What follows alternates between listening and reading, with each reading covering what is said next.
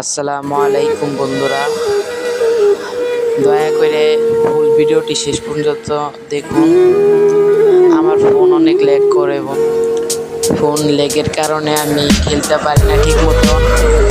আপনারা একটু আমাকে সাপোর্ট করেন প্লিজ, আমি আপনাদেরকে সাপোর্ট করব।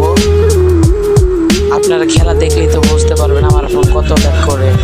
সাপোর্ট করবেন প্লিজ ভাইয়ারা।